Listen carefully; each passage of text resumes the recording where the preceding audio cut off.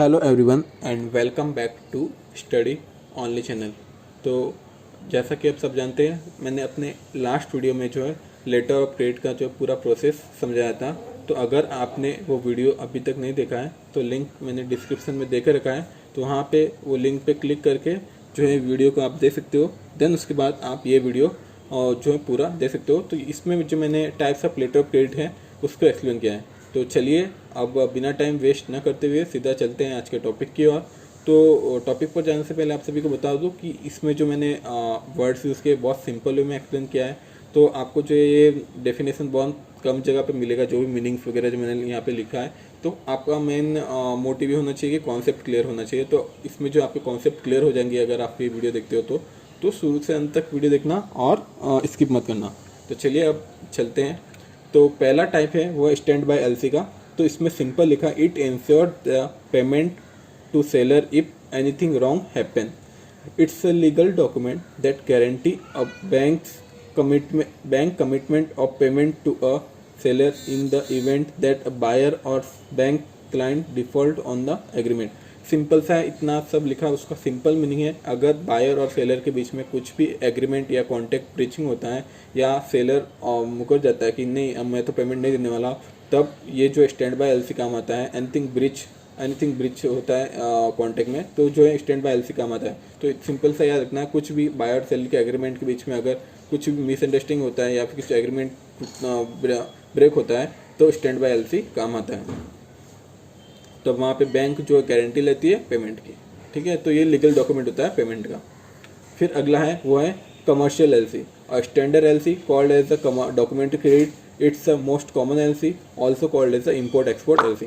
तो import export LC किसको बोलते हैं हम लोग? कमर्शियल एलसी को। तो ये कमर्शियल एलसी जो है मोस्ट ऑफ सब में कॉमन यूज होता है, कॉमन फॉर्मेट रहता है। तो ये जो है मोस्ट ऑफ सभी जगह इंटरनेशनल ट्रेड में यूज होता है। इसमें कुछ ज़्यादा रूल्स एंड रेगुलेशंस नहीं होते हैं, तो सबके लिए कॉमन होता है। फिर रिवोकेबल एलसी की बात करते हैं। तो इशूइंग बैंक कैन चेंज और modify the LC any time without informing the beneficiary. Seller interest is not protected, not use so much. तो इसमें क्या होता है? Revocable LC. तो इशूइंग बैंक जो एलसी ओपनिंग बैंक है वो कभी भी इस एलसी को जो है मॉडिफाई कर सकती है, टर्म्स एंड कंडीशन में चेंजेस कर सकती है विदाउट इन्फॉर्मिंग द बेनिफिशियरी। मतलब बेनिफिशियरी को इन्फॉर्म नहीं करेगी और जो है अपने हिसाब से जो उसमें चेंजेस कर देगी। तो ये इस तरह के जो एलसी होते हैं वो बहुत कम यूज़ होते हैं, बिकॉज यहाँ पे जो सेलर का जो इम्पोर्टेंस है उसके इंटरेस्ट को इतना अच्छा खासा प्रोटेक्शन नहीं मिल रहा है।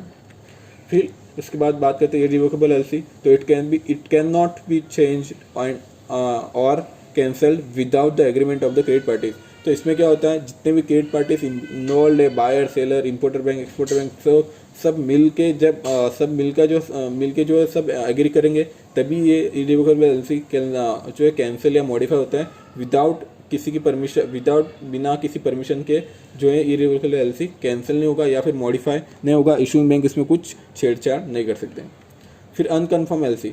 तो LC that is not guaranteed by any bank other than the issuing bank. अब मैंने लास्ट वीडियो में अपने बताया था कि जब जो छोटे बैंक रहते हैं, समझो इशूइंग बैंक है, एलसी ओपनिंग बैंक जो है वो छोटा है, ठीक है। तो वहाँ पे जो एडवाइजिंग बैंक उसको क्या बोलते हैं कि आप किसी बड़े बैंक का गारंटी लेके आओ, क्योंकि आपका क्रेडिट रेटिंग इतना अच्छा नहीं है।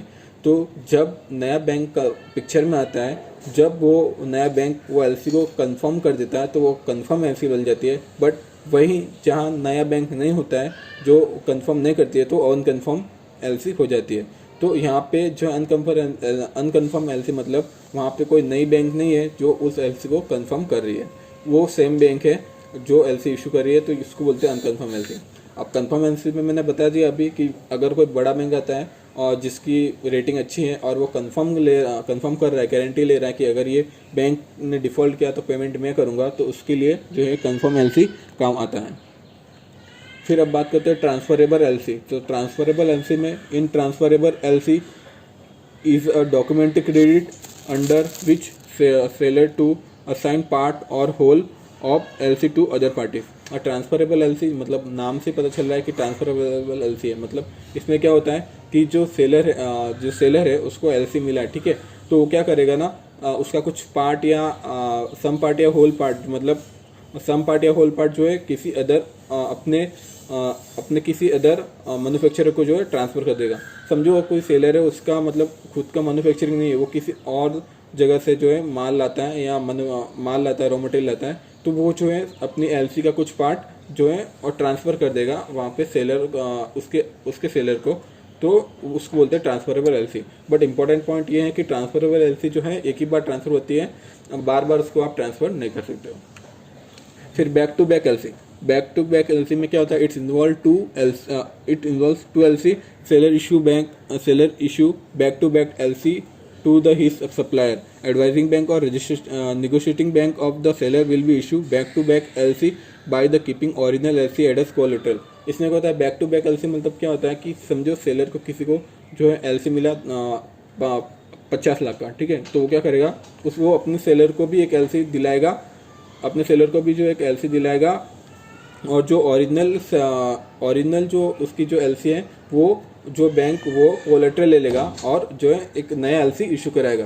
तो वो जो उसको बोलते हैं बैक टू बैक एलसी। मतलब उसमें दो एलसी हो गई है, क्योंकि ओरिजिनल एलसी तो वो जो बैंक है जो एलसी ओपन कर रही है वो अपने पास कोलेटरल रखेगी और सेलर की बैंक, और एक नया एलसी इशू करेगी उस बिहाफ में, और वो जो है उसको अपने पार्टी को दे देगी। तो इसमें बैक टू बैक एलसी होती है, जहाँ पे दो एलसी आती हैं, उसको बैक टू बैक एलसी बोलते हैं।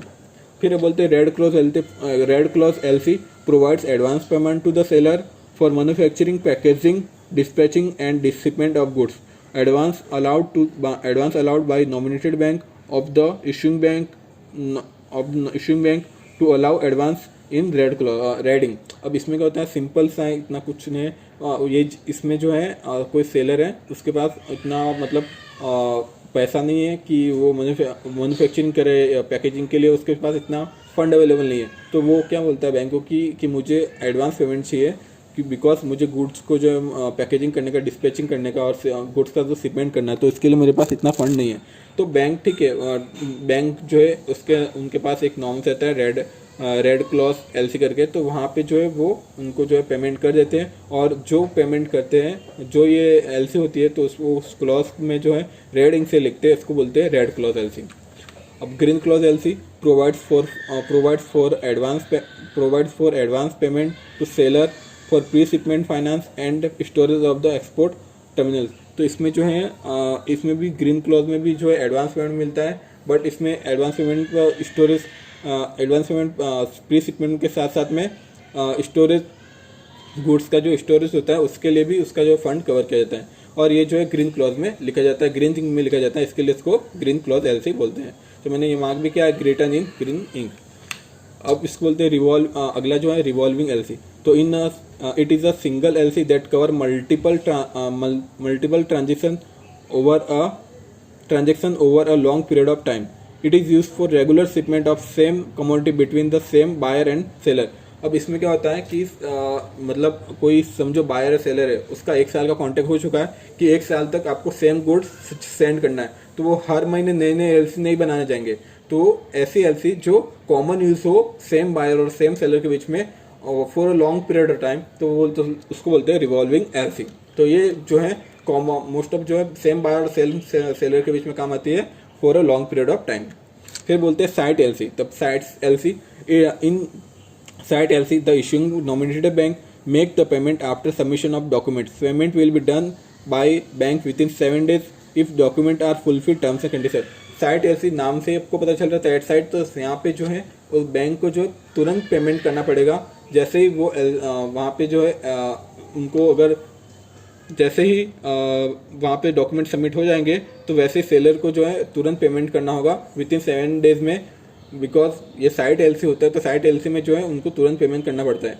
तो विद इन 7 days में अगर उनको पेमेंट करना होगा अगर उनके डॉक्यूमेंट्स जो है टर्म्स एंड कंडीशन फुलफिल कर रहे हैं। फिर डिफर्ड पेमेंट एलसी, तो payment does not happen immediately after document verification by bank.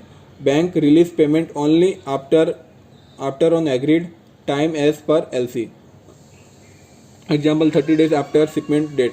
तो इसमें क्या होता है, डिफर्ड पेमेंट में क्या होता है कि बैंक को जो है बैंक जो तुरंत पेमेंट नहीं करता है, वहाँ पे जो है पेमेंट कुछ क्रेडिट पीरियड मिलता है, वो क्रेडिट पीरियड के आधार पर जो है पेमेंट करना पड़ता है। जैसे कि समझो उसमें लिखा है कि 30 days after shipment of date, उसमें कंडीशन लिखी होती है। तो आराम से जब इंपोर्टर को 30 डेज़ का टाइम मिल जाता है वहाँ पे टाइम फ्रेम, तो वो 30 डेज़ जब उसको गुड्स मिल जाएंगे तब वो 30 डेज़ के बाद पेमेंट करता है। तो उसमें जो है वो उसके गुड्स वगैरह से अच्छे से चेक कर सकता है। तो इसमें थोड़ा अच्छा फ़ायदा है कि डिफर्ड पेमेंट में जो क्रेडिट पीरियड मिल जाता है तब तो वो जो है आराम से पेमेंट कर सकता है।